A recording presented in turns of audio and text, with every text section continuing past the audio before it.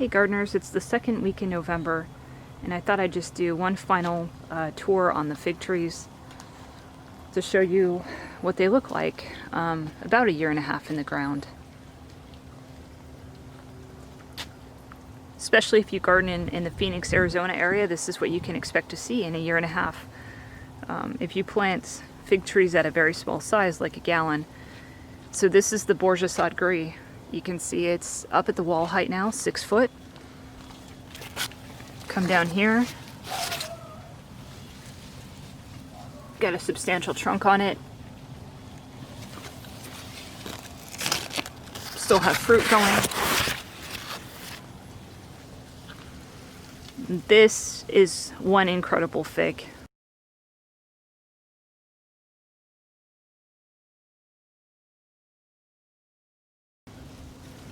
If you love strawberry jam, this is the epitome of that. Just awesome. And it produces well, both main crop in summer, and also I just had one recently in fall. Just exquisite strawberry jam taste. This is my champagne fig, LSU Champagne. I've gotten a couple of ripe figs off of it, but it was nothing extraordinary. As far as a honey fig, you can see this tree is just prolific with growth. It started out barely growing for me the first year. This was a plant I got from Just Fruit and Exotics, but after a year in the ground, it just went crazy with growth. And I've chopped 4/5 of the tree off recently, and it just continues to spring out more growth. This had about 5 trunks on it, and I took it down to 1 single. Just for ant control, I like having a single trunk that I can put tanglefoot on. I'm going to heavily graft this tree. I've already bought quite a few scions. Behind this longan is an LSU Scotts Black. Another amazing dark fig.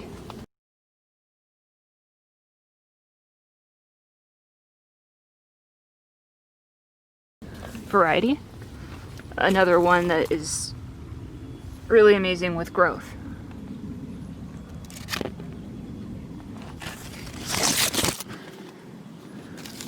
Still putting figs out. Amazing complex berry taste on this one.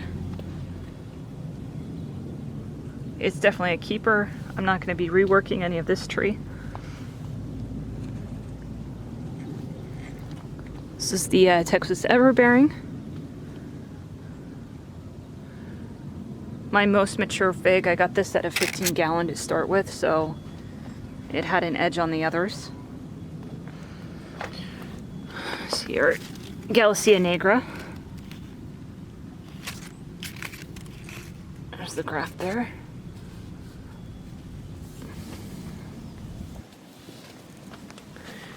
This graft didn't do a whole lot. This is the Macedonian Dark.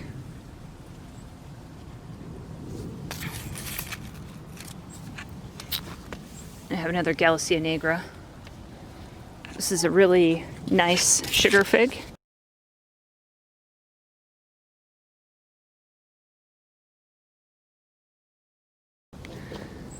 Recently did a tasting on this one. Here's the Col de Dame Noir. This did not fruit for me in summer. It had some brevas and then it lost them. These figs seem to take a long time to ripen.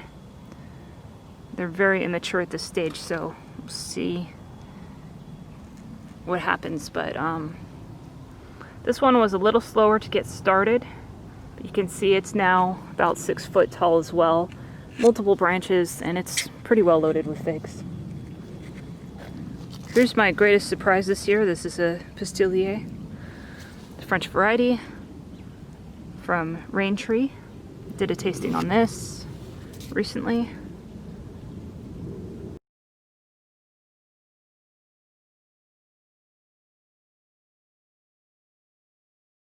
It's just a kind of myriad of flavors, but I do taste plum as well as berry on this one.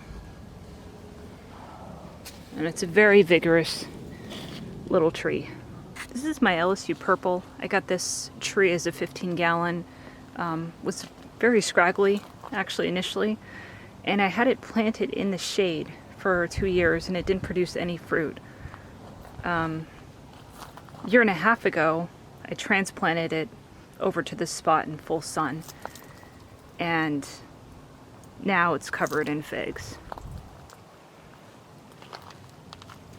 And it's probably grown 5 times larger than when it was at planting. This right here is a green Greek that I got from Ben B in Seattle. Very much resembles an Adriatic type fig. Intense strawberry pulp.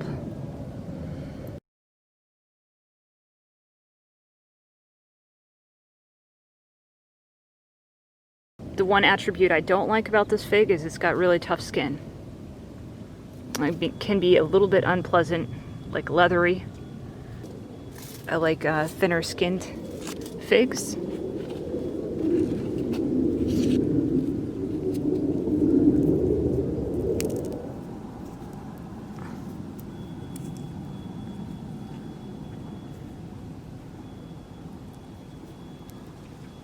Like strawberry jam.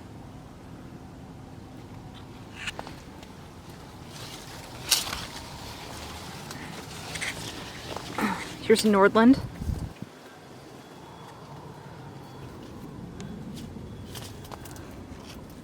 Still got one on there.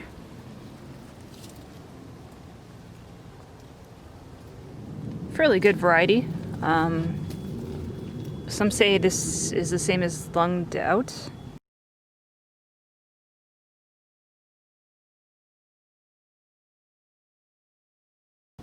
I don't think it is. The shape of the fig on this and also the coloring looks nowhere near a longed out. And the leaf pattern as well. This is one that I got from Raintree. LSU Scotts Yellow. Probably my favorite honey fig. It's a honey fig, but it's very fruity.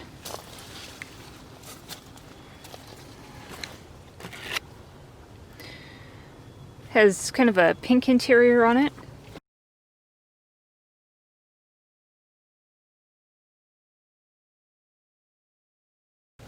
The one issue with these is they do have an open eye. They can split really badly in rainy climates. We don't have a rainy climate, but when we got a series of storms coming through with a lot of rain, these things split really bad. But I certainly wouldn't get rid of this tree. It's one of my favorite. And the fruity taste to me is like a peach.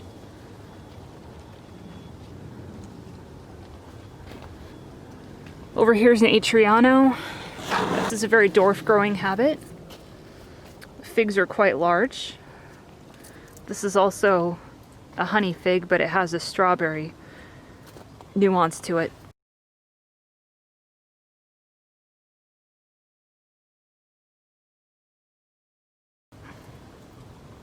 Scotts Yellow is just a little bit more intense than this one. Atriano can also really lose its flavor with rain. I didn't really find that with Scotts Yellow. It held its flavor, it just split badly. Violette de Bordeaux, this is one of the first trees I put in. This was a Raintree purchase. It's gotten quite large. It's probably pushing 7 feet at this point.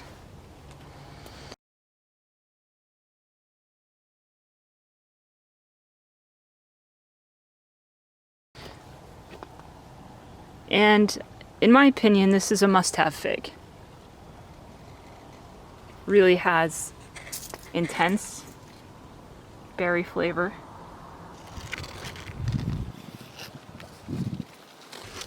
If you let them ripen long enough, you know, they'll get this really saturated red coloring on the pulp. There's another one the birds got. Not a very large fig, but very tasty. Here I've got an Olympian. This was also a surprise fig to me. This was a tissue plant that I got from Wellspring. It's the only Wellspring plant that fruited its first year. It's put on lots of figs.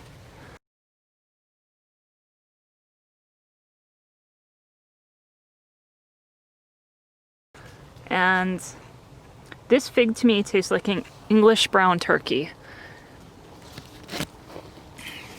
It's rich, very honey-like, and the skin is paper thin on this. Really pleasant to eat. Here we have the LSU Tiger. This is one of my favorite figs. It does have a tougher skin to it. Super productive. You can see how thick that trunk is. And it's just branched all over the place.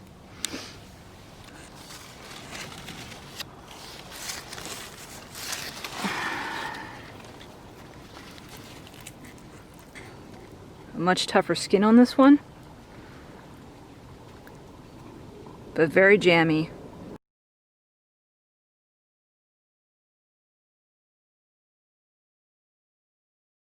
It's sugar with fruit taste. I ascribe it almost to watermelon. It has a similar flavor. This is the Black Mission. One of my most productive figs this year.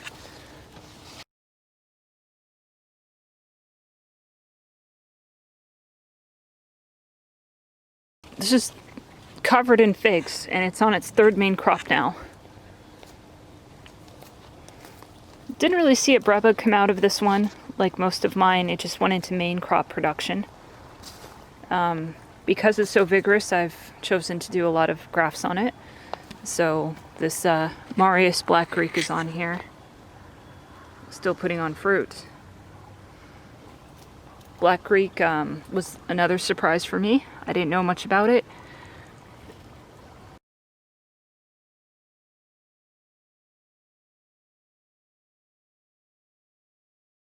It's one of the richest berry figs I've ever had. It might be my favorite. I might actually say it's actually better than Figo Prado in my mind.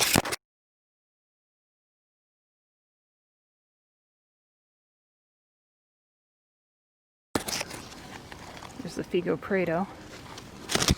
I have an Italian 258 on here as well.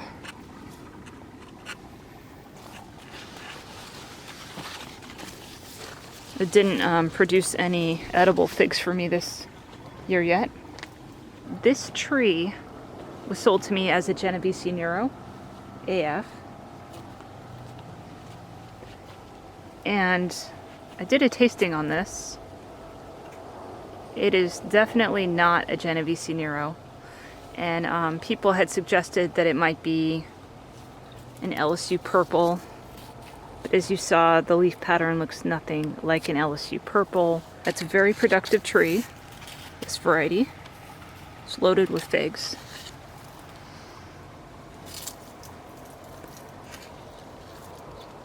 You can see a purple skin. I'm now convinced that this is a Wuhan.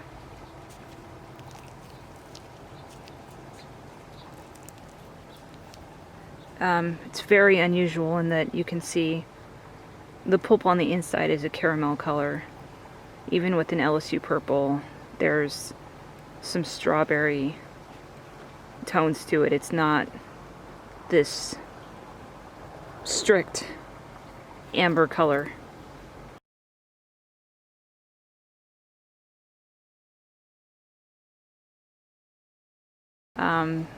They're mild figs. Honey flavor, but very mild. So I'm probably going to top work this with more grafts. I already do have a graft on here. It's quite a vigorous graft of an Italian 250A. You can see that's where the graft starts, and then this year it shot this growth out. You can see a lot of figs have set on it. Hopefully they'll ripen up for me this year. This is a wonderful fig variety. It's a honeyberry fig, and it has a nuance of cherry at the end. Really good variety, vigorous, puts on lots of fruit.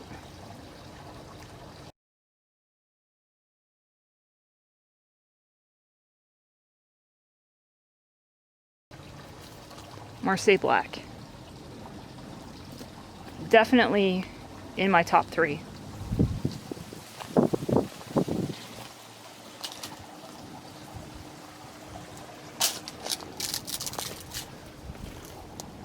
This is a Diana fig.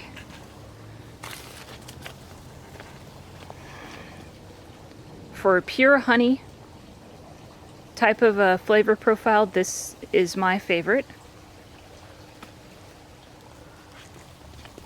It's got, similar to the raspberry latte, a very sprawling growth habit. You can see it's real wide, not very tall. Large sized figs and very deep flavor on them.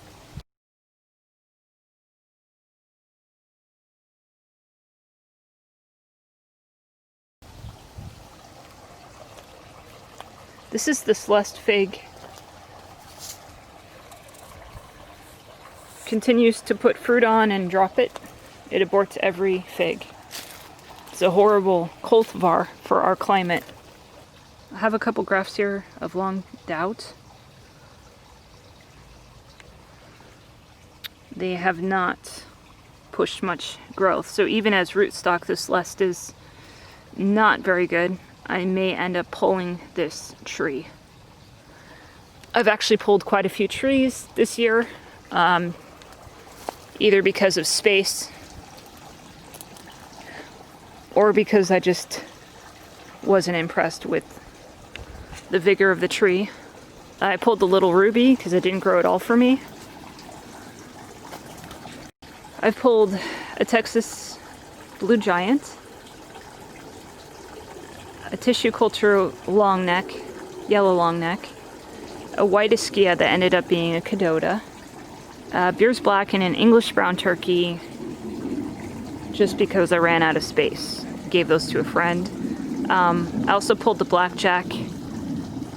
It was right here, and it was in a shady location and produced only one fig its entire life. That's what happens when you shade a fig out. This is a brown turkey fig.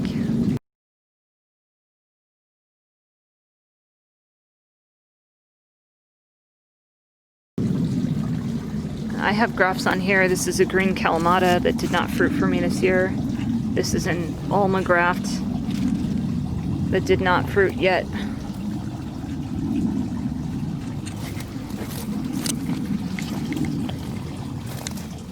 This is a Ronde Bordeaux graft that did not fruit yet.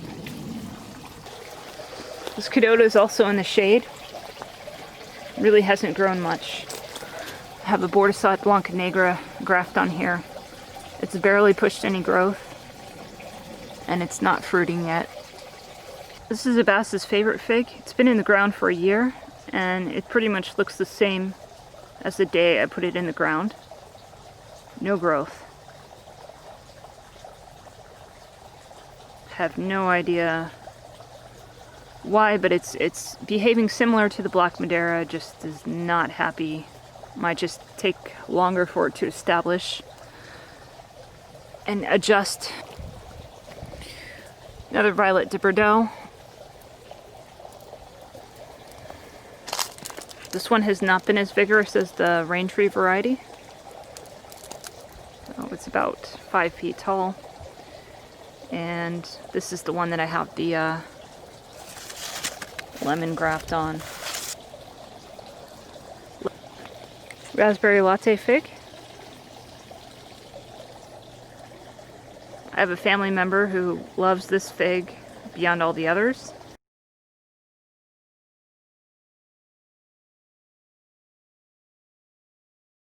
It has a unique taste to it. And very productive in our climate.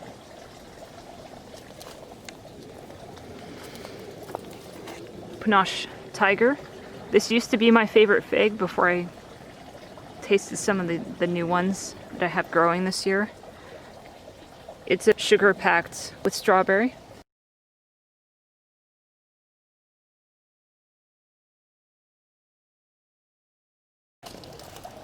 It's still a very good fig for me, but the Bourjasotte Grise is better in that it's a little bit more complex. Not as sweet, more honey notes. But this is a really great fig for our area. And certainly the variegation on the figs is something that sets this fig apart. The Excel fig didn't excel this year for whatever reason.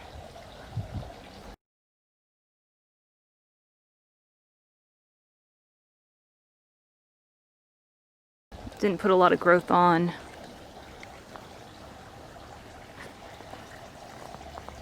Has pretty much stayed the same size. My Toro grafts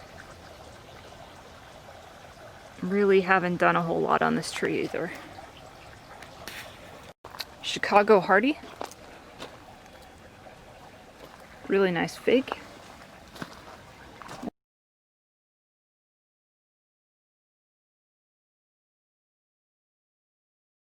More of a compact grower. Very productive. I do notice this one tends to split in rain.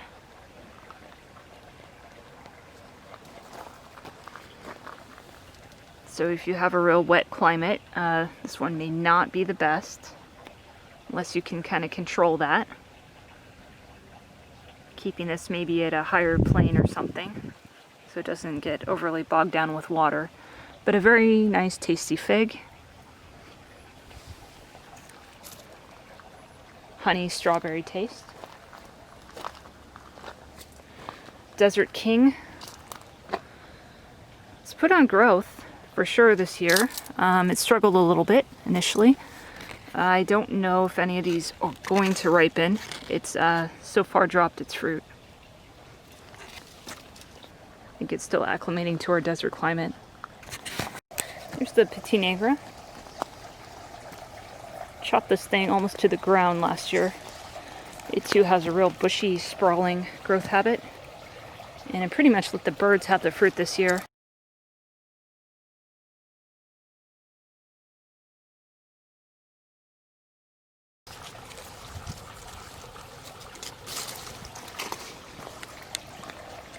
Okay, this is not a bad fig.